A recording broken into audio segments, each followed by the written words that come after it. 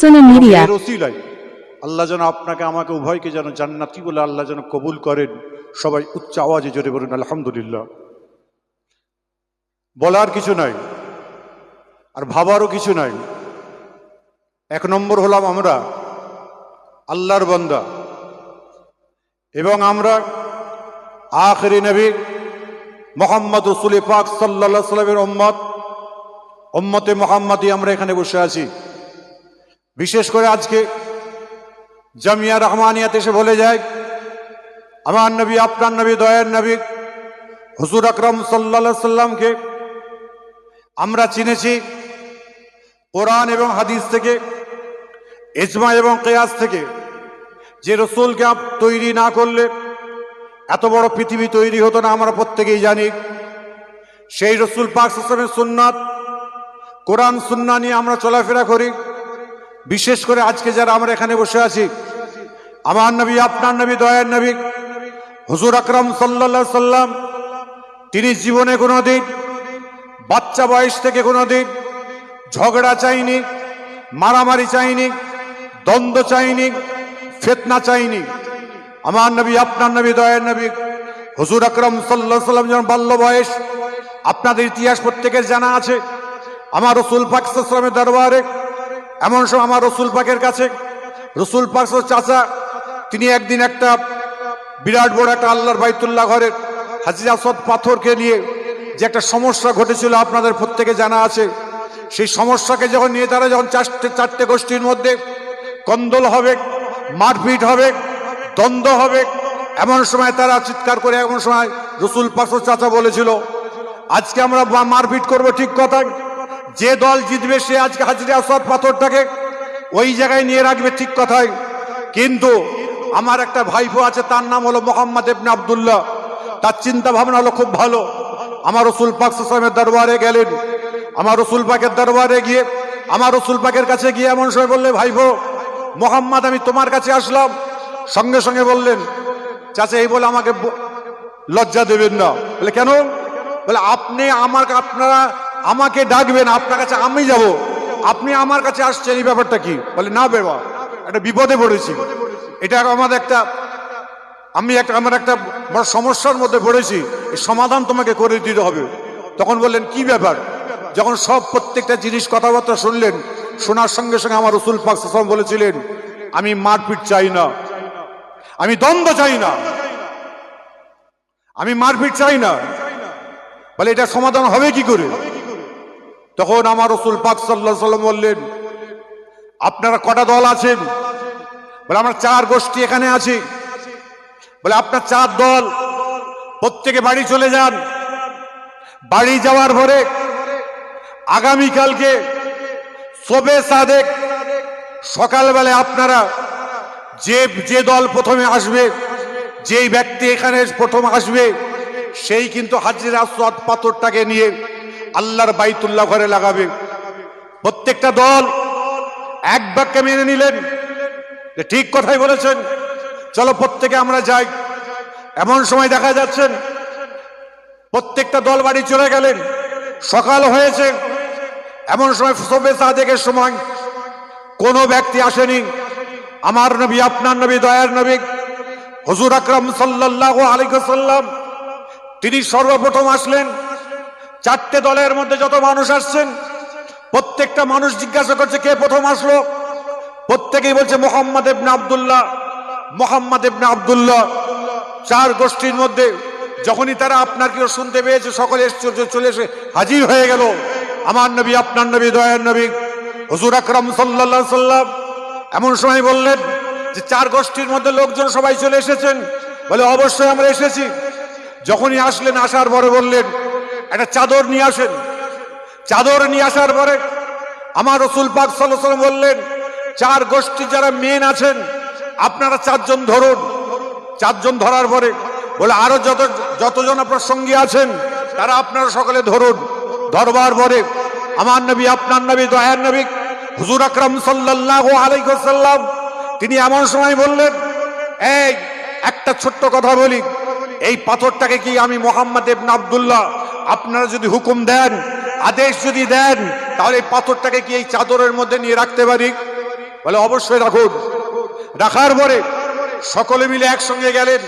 যাওয়ার পরে আমার নবী, আপনার নবী, দয়ার নবী হুজুর আকরাম সাল্লাল্লাহু আলাইহি ওয়াসাল্লাম বললেন, আপনারা যদি সকলে যদি এক বাক্যে বলেন আমি পাথরটাকে আল্লাহর কাবা ঘরে লাগাবো, সঙ্গে সঙ্গে সবাই একসঙ্গে বললেন, এই মুহাম্মদ ইবনে আব্দুল্লাহ, তুমি এত সুন্দর সমাধান দিতে পারো, তোমার মতো দ্বিতীয় মানুষ আমরা দেখতে পাইনি।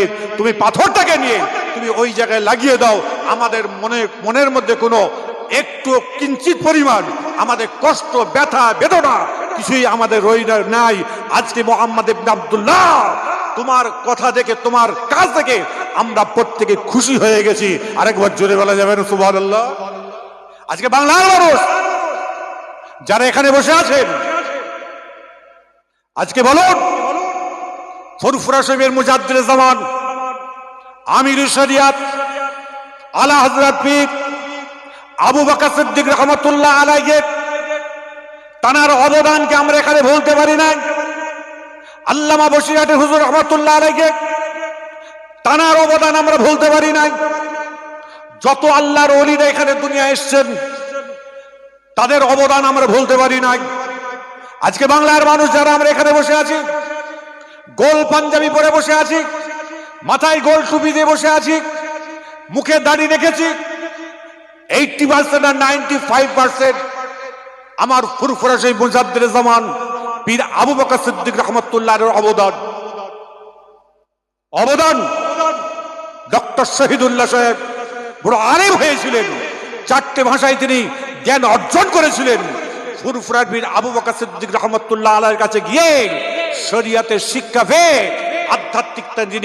আধ্যাত্মিকতা তিনি তৈরি করে এলমে বাতিনি শিক্ষাকে তিনি আগিয়ে নিয়েছিলেন। আজকে এইভাবে আল্লামা হিন্দ হুজুর রহমতুল্লাহ থেকে শুরু করে পানিগোবরা হাফেজ সাহেব হুজুর থেকে শুরু করে যত বড় বড় মনীষীরা ছিলেন, যত বড় বড় আলেমরা ছিলেন, তারা কিন্তু ফুরফুরা পীর আবু বকর সিদ্দিক রাহমাতুল্লাহ আলাইহিকে তারা কিন্তু একভাবে দেখেছেন, এইভাবে রাস্তা দেখিয়েছেন, সেই রাস্তা ধরে গেছেন। আজকে চিন্তা করতে পারেন, আসামের মুখে মুজাদ্দিদে জামান দাদা হুজুর কেবলা রহমতুল্লাহ আলাইহি আছেন, আল্লামা হিন্দ বসিরহাটে আল্লামা হুজুর রহমতুল্লাহ আলাইহি রয়েছেন, আল্লামা নেসারউদ্দিন সাহেব হুজুর রহমতুল্লাহ রয়েছেন। গরুর গাড়ি করে ইসলাম প্রচার করার জন্য এমন সময় মুজাদ্দিদে জামান দাদা হুজুর কেবলা যাচ্ছেন। সন্ধ্যা হয়ে গেছে, মাগরিব হয়ে গেছে, মাগরিবের নামাজের পরে যাচ্ছেন, অন্ধকার হয়ে গেছে। এমন সময় মোষের গাড়ি যিনি চালান, মোষের গাড়ি গাড়োয়ান, সে বলছে, হুজুর সামনে পোকা আছে, আমি যাব না, সামনে পোকা আছে, আমি যাব না। তখন মুজাদ্দিদে জামান পীর আবু বকর সিদ্দিক রাহমাতুল্লাহ আলাইহি আল্লামা হিন্দ হুজুরকে বললেন, নেসারউদ্দিন সাহেব হুজুরকে বললেন, কি ব্যাপার, পোকাটার মানের অর্থ কি একটু জানুন? এমন সময় মুজাদ্দিদে জামান পীর আবু বকর সিদ্দিক রাহমাতুল্লাহ আলাইহি 2-3 মিনিট পরেই বললেন, বুঝেছি, সামনে বাঘ রয়েছে, সামনে বাঘ রয়েছে, যাওয়া যাবে যাবে না। এই বসিরহাটে আল্লামা হুজুরকে বললেন, মৌলানা বড় মৌলানা সাহেব, নেসারউদ্দিন সাহেব, আজকের এই মোষের গাড়ির পাইলটকে, গাড়োয়ানকে মিডিলে বসাও, মিডিলে বসাও, আর আমি আবু বকর, আমি আজকে গাড়োয়ান হব। এমন সময় মুজাদ্দিদে জামান দাদা হুজুর কেবলা রহমতুল্লাহ আলাইহি মোষের গাড়িকে তাড়াচ্ছে, মোষের গাড়ি যাচ্ছে, সামনে দেখতে পাচ্ছেন দুটো বাঘ দুদিকে রয়েছে, দুদিকে দুটো বাঘ। এমন সময় দেখা যাচ্ছে মুজাদ্দিদে জামান পীর আবু বকর সিদ্দিক রাহমাতুল্লাহ আলাইহির দিকে ডান দিকের বাঘটা তাকিয়ে বিড়ালকে আদর করলে যেরকম মায়া করে মুখটাকে গুজে নেয়, একটা বাঘ মাথাটাকে গুজে নিয়েছে, আর দ্বিতীয় বাঘটা আস্তে আস্তে সুরসুর করে চলে যাচ্ছে। আল্লামা হুজুর রহমতুল্লাহ আলাইহি বলছেন, অনেকটা দূরে যাওয়ার পর আমি দেখছি ওই বাঘ কিন্তু চুপচাপ মাথা হ্যাট করে রয়েছে, আমার মুজাদ্দিদে জামানের দিকে তাকাতে পারলো না, আমাদের গাড়ির দিকে, আমাদের মোষের গাড়ির দিকে তাকালো না। আরেকবার জোরে বলা যাবে না সুবহানাল্লাহ? আজকে বড়ই বুঝুন, আজকে আমাদের জানার দিন।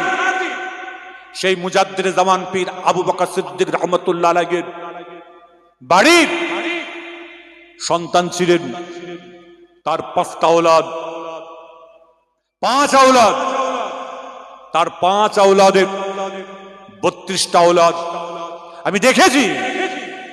তাদের ভিতরে ইলম, তাদের ভিতরে আকায়েদ, তাদের ভিতরে আকীদা যেভাবে ছিল, আজকে আমরা প্রত্যেকে সেই ভারসাম্য হারিয়ে ফেলছি।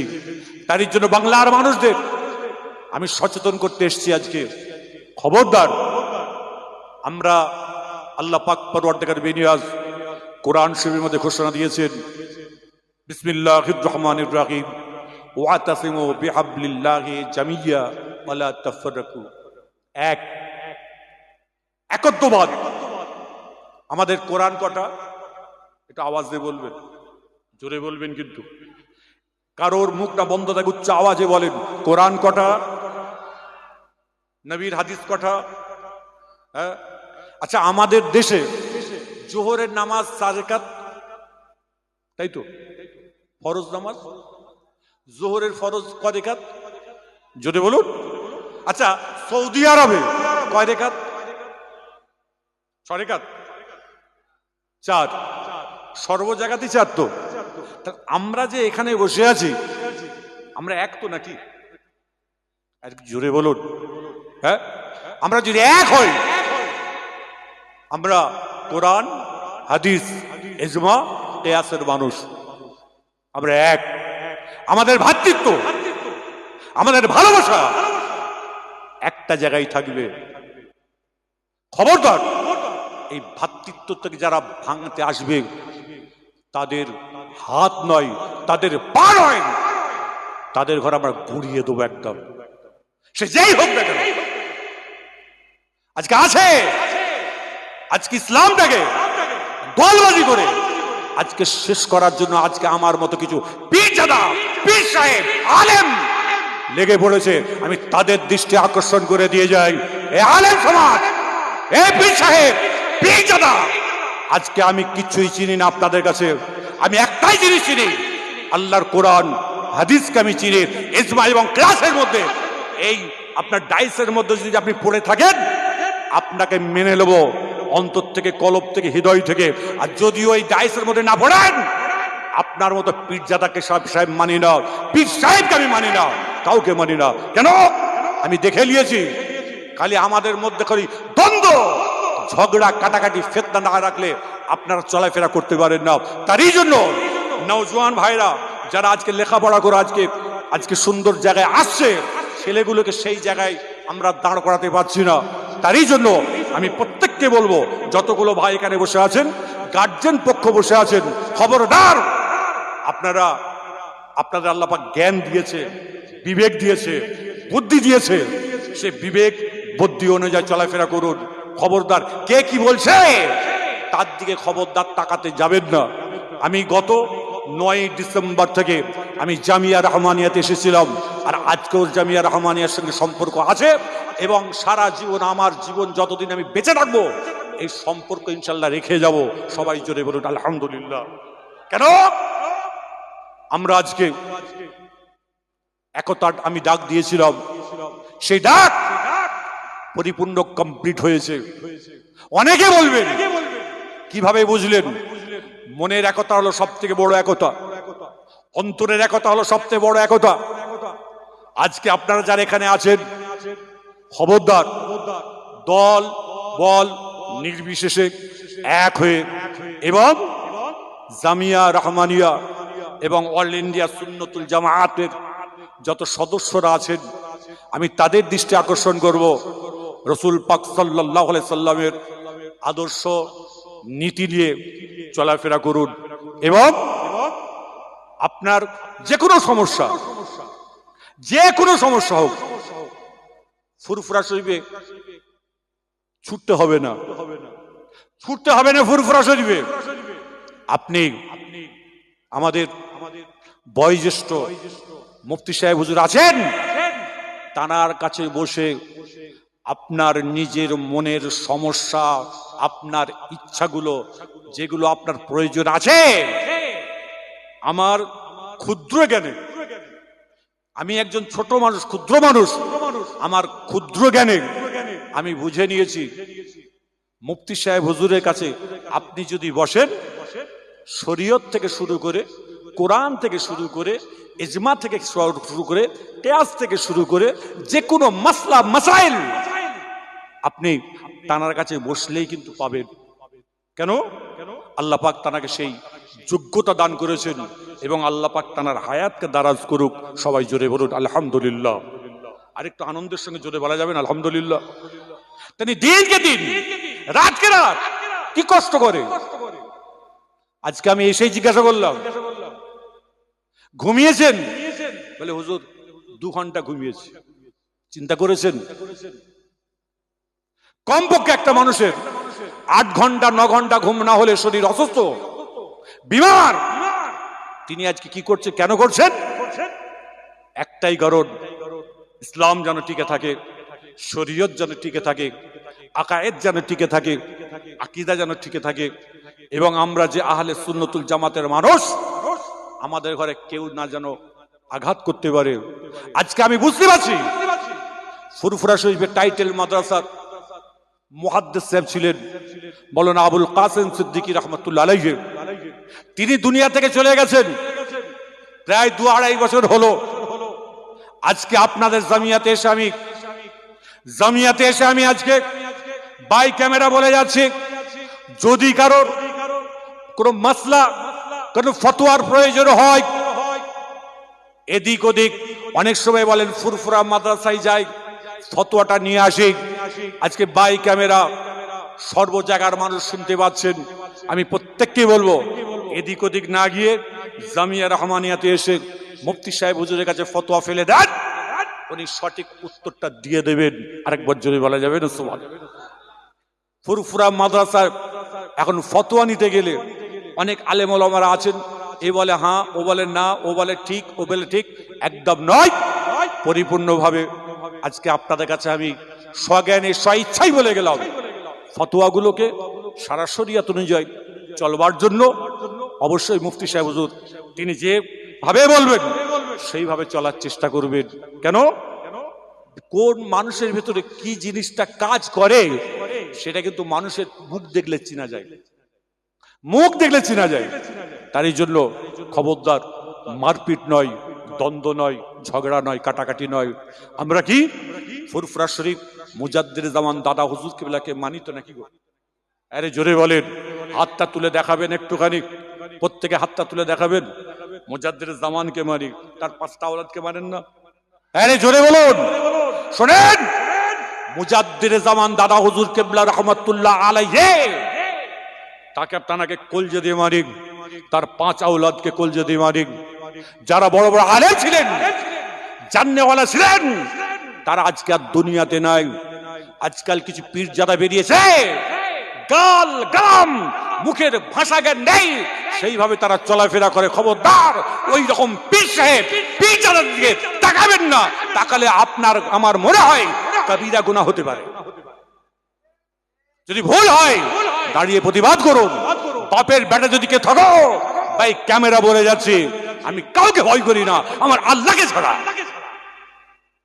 মুখে খালি হই হই করলে হবে? হ্যাঁ, ফতোয়ার কি জানেন আপনি? হ্যাঁ, ইসলামের কি জানেন? ইসলামে কোরআনের কি জানেন? কোরআন সম্পর্কে জানলেন না, ইসলাম সম্পর্কে জানলেন না, শরীয়ত সম্পর্কে জানলেন না। কাকে কাফের, কাকে কুফুর, কাকে অমুক অমুক। আরে ফতোয়া চায়ের দোকানের মতো ফতোয়া এখন সর্ব জায়গায় শুরু হয়ে গেছে। খবরদার, আপনারা যারা এখানে বসে আছেন, আপনাদের হাতে পায়ে ধরে বলে যাই, ওইভাবে কেউ আর চলাফেরা করবেন না। আপনাদের চোখ কান খুলে আপনারা ঘুরে বেড়াবেন। আল্লাহ আপনাকে আমাকে উভয়কে আল্লাহ পাক কবুল করুক। কেন? দুনিয়াতে যতদিন বেঁচে আছি ততদিন যেন আমরা কেউ কাউকে না ছেড়ে না যেতে পারি, সকলকে আপন করে নিয়ে যেন চলতে পারি। সবাই উচ্চ আওয়াজে জোরে বলুন আলহামদুলিল্লাহ। তা যাই হোক, অনেক কথাবার্তা বলেছি, আর বেশি কিছু বলবো না। আপনার আজকের দ্বিতীয় রজনী, আগামীকাল শেষ দিন, বহু মানুষ হবেন। আপনারা যারা এসেছেন পরস্পর ভাইরা আবার সকলে আসবেন, ধীর মস্তিষ্কে আপনারা বক্তব্য শুনবেন। শেষ বার্তা মুফতি সাহেব হুজুর কি দিয়ে যাচ্ছেন সেটাও নেবেন, সেটাকে নিয়ে চলাফেরা করবেন ইনশাআল্লাহ। আল্লাহ পাক পরওয়ারদিগার বেনিয়াজ যদি হায়াতে রাখেন।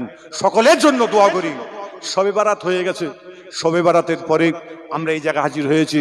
সামনে ফুরফুরা শরীফের ইসালে সব আপনার মনে আছে, আপনার 21, 22, 23, আপনার 5, 6, 7 রমজান সকলকে আমি দাওয়াত দিয়ে গেলাম, প্রত্যেকে যাবেন, ইসালে সাহেবে যাবেন এবং সেখানে গিয়ে আমার ওখানে গিয়ে ইফতার করবেন, দাওয়াত দিয়ে গেলাম। আপনারা সকলে মুজাদ্দিদে জামান দাদা হুজুর কিবলার, এটা আমার দাওয়াত নয়, এটা মুজাদ্দিদে জামান পীর আবু বকর সিদ্দিক রাহমাতুল্লাহর দাওয়াত। সেই দাওয়াত আপনারা সকলে গ্রহণ করবেন। যে যেরকম পারে ভাবেন, মহাব্বতের সঙ্গে ভালোবাসার সঙ্গে যাবেন।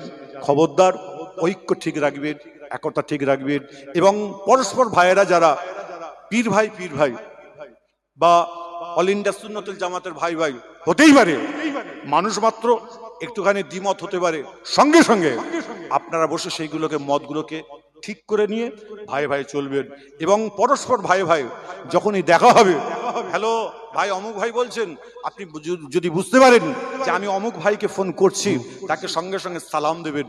আসসালামু কাবলাল কালাম। আমার রাসূল বলছেন কথা বলার আগে তোমরা সালাম দাও।